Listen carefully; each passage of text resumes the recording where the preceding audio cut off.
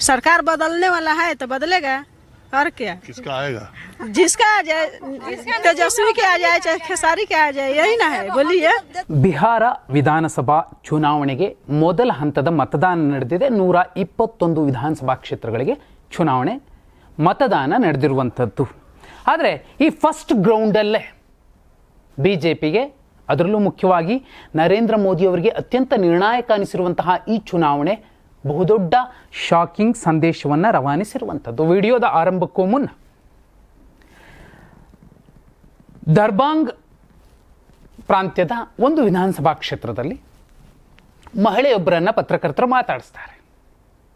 ಅದು ಹೇಳ್ತಾರೆ, ಅವ್ರು ನಾವು ಭೂಮಿಹಾರ್ ಸಮುದಾಯಕ್ಕೆ ಸೇರಿದ, ಅಂದರೆ ಮೇಲ್ವರ್ಗಕ್ಕೆ ಸೇರಿದವರು, BJPಗೆ ಮತ ಹಾಕ್ತಿದ್ವಿ, ಆದರೆ ಈ ಸಲ ನಾವು ಬದಲಾವಣೆಯನ್ನು ಬಯಸ್ತಿದ್ದೀವಿ, ಆ ಹುಡುಗನಿಗೊಬ್ಬನಿಗೆ ಅವಕಾಶ ಕೊಡ್ತೀವಿ ಅನ್ನುವಂತಹ ಮಾತನ್ನು ಹೇಳಿದರೆ. ಒಂದು ಸ್ಪಷ್ಟವಾಗಿ ನೀವು 10,000 ದುಡ್ಡು ಕೊಟ್ಟು ಓಟ್ ಹಾಕಿಸ್ಕೊಳ್ತೀವಿ ಅಂದರೂ ಕೂಡ ಈ ಸಲ ಬಿಹಾರದಲ್ಲಿ BJPಗೆ ಅಥವಾ NDA ಕೂಟಕ್ಕೆ ಬಹುದೊಡ್ಡ ಶಾಕ್. ಕಾರಣ ಇಷ್ಟೇ,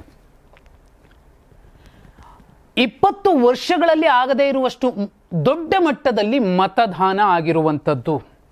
ಇದು ಎರಡು ರೀತಿ ಸಂಕಟ ಅಥವಾ ಸಮಸ್ಯೆ ಅಥವಾ ವರ ಕೆಲವರಿಗೆ ಆಗುತ್ತೆ. ಏನಂದರೆ, ಅತಿ ಹೆಚ್ಚು 25% ಯುವ ಮತದಾರರಿದ್ದಾರೆ, ಅತಿ ಹೆಚ್ಚು ಮಹಿಳಾ ಮತದಾರರಿದ್ದಾರೆ.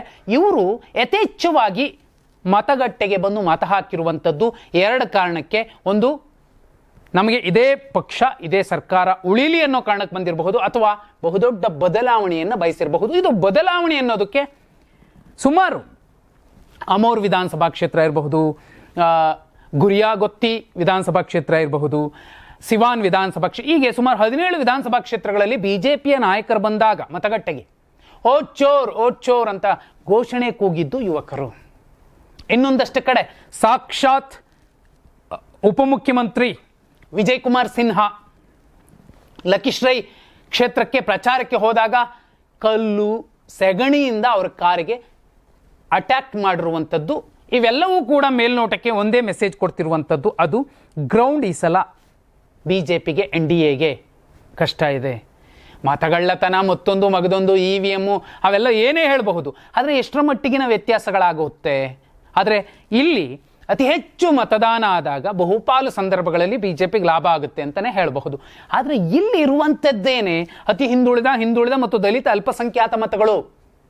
ಆ ಕಾರಣಕ್ಕೋಸ್ಕರನೇ ಇದು BJPಗೆ ಲಾಸ್ ಆಗುತ್ತೆ ಅನ್ನೋದು ಹೇಗೆ ಗ್ರೌಂಡ್ ರಿಪೋರ್ಟ್ ಏನು ಹೇಳ್ತಿದೆ 121 ವಿಧಾನಸಭಾ ಕ್ಷೇತ್ರದ ಬಗ್ಗೆ, ಅದನ್ನು ಹೇಳೋಕ್ಕೂ ಮುಂಚೆ ಇನ್ನೊಂದು ವಿಚಾರ ಹೇಳಬೇಕು. ಇದು ಪ್ರಧಾನಿ ಮೋದಿ ಅವರಿಗೆ ಶಾಕಿಂಗ್ ನ್ಯೂಸ್ ಆದರೆ ಸಿದ್ದರಾಮಯ್ಯ ಅವರಿಗೆ ಗುಡ್ ನ್ಯೂಸ್, ಗಿಫ್ಟ್. ಕಾರಣ ಇಷ್ಟೇ, DK ಶಿವಕುಮಾರ್ ಅವರು ದೆಹಲಿಯಲ್ಲಿ ಬೀಡು ಬಿಟ್ಟಿದ್ದಾರೆ, ಹೈಕಮಾಂಡ್ ಭೇಟಿ ಮಾಡಬೇಕು ಅಂತ. ನವೆಂಬರ್ 11 ಎರಡನೇ ಹಂತದ ಮತದಾನ ಆಗಬೇಕಿದೆ. 14ನೇ ತಾರೀಕು ಬಿಹಾರದ ರಿಸಲ್ಟ್ ಬರುತ್ತೆ. ಆದರೆ DK ಶಿವಕುಮಾರ್ ಅವರಿಗೆ ಇನ್ನೂ ಹೈಕಮಾಂಡ್ ಸಿಕ್ಕಿಲ್ಲ. ರಾಹುಲ್ ಗಾಂಧಿ ಅವರ ಭೇಟಿ ಆಗಬೇಕಿತ್ತು, ಆಗಿಲ್ಲ.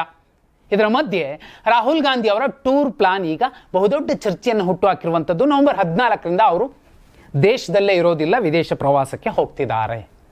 ಹಾಗಿದ್ರೆ ನವೆಂಬರ್ 15ಕ್ಕೆ ಸಿದ್ದರಾಮಯ್ಯ ಅವರು ಕೂಡ ದೆಹಲಿಗೆ ಭೇಟಿ ಮಾಡ್ತೀನಿ, ಹೈಕಮಾಂಡ್ ಭೇಟಿ ಮಾಡ್ತೀನಿ, ದೆಹಲಿಗೆ ಹೋಗ್ತೀನಿ ಅನ್ನೋ ಮಾತನ್ನು ಏನು ಹೇಳ್ಕೊಂಡಿದ್ರು. DK ಶಿವಕುಮಾರ್ ಅವ್ರಿಗೂ ರಾಹುಲ್ ಗಾಂಧಿ ಅವ್ರು ಸಿಗೋದಿಲ್ಲ, ಸಿದ್ದರಾಮಯ್ಯ ಅವ್ರಿಗೂ ರಾಹುಲ್ ಗಾಂಧಿ ಅವ್ರು ಸಿಗೋದಿಲ್ಲ ಅಂದರೆ ಒಂದು ಸಂಪುಟ ವಿಸ್ತರಣೆ ಅಥವಾ ಪುನರ್ರಚನೆ ಆಗುವ ಸಾಧ್ಯತೆಗಳಿರುತ್ತೆ. ಸಿದ್ದರಾಮಯ್ಯ ಅವರು ಈ ಸಲವೂ ಕೂಡ ಸೇಫ್ ಆದರು ಅನ್ನುವಂಥದ್ದು ಸಂದೇಶ.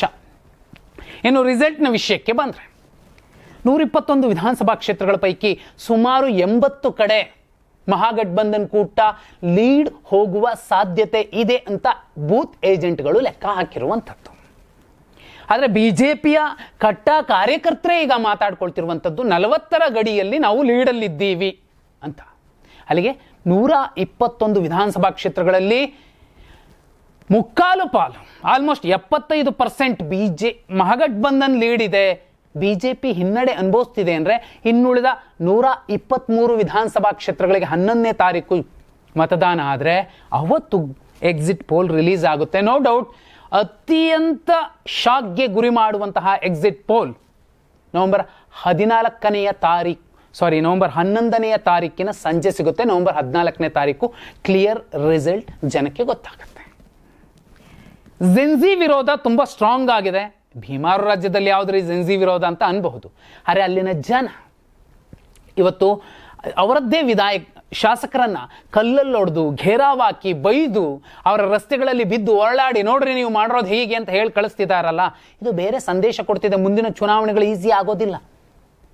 ಪ್ರತಿ ವಿಧಾನಸಭಾ ಕ್ಷೇತ್ರಗಳಲ್ಲಿ 10 ರಿಂದ 15 ಸಾವಿರ ಮತದಾರರನ್ನ ಬದುಕಿರೋರನ್ನ ಸತ್ತಿದ್ದಾರೆ ಅಥವಾ ಅವ್ರು ಇಲ್ಲವೇ ಇಲ್ಲ ಅಂತ ಪಟ್ಟಿಯಿಂದ ಕಿತ್ತಾಕಿದ್ದಾರೆ ಅಂದ್ರೆ ಅವರ ಆಕ್ರೋಶ ಹೇಗಿರುತ್ತೆ? ಈ ಚುನಾವಣೆಯ ರಿಸಲ್ಟ್ ಮತ್ತು ಈ ಚುನಾವಣೆ ಮುಂದಿನ ತಮಿಳುನಾಡು, ಕೇರಳ, ಪಶ್ಚಿಮ ಬಂಗಾಳ ಈ ವಿಧಾನಸಭಾ ಕ್ಷೇತ್ರಗಳಲ್ಲಿ ಬಿಜೆಪಿಗೆ ಬಹುದೊಡ್ಡ ನುಂಗಲಾರದ ತುತ್ತಾಗಿ ಪರಿಣಮಿಸಬಹುದು. ಇನ್ನು ಸಿದ್ದರಾಮಯ್ಯ ಅವರ ಲೆಕ್ಕಕ್ಕೆ ಬಂದರೆ ಅವರು ಪೂರ್ಣಾವಧಿ CM ಆಗಿ ಉಳಿಯುವಂತಹ ಸಾಧ್ಯತೆಗಳು ಹೆಚ್ಚು.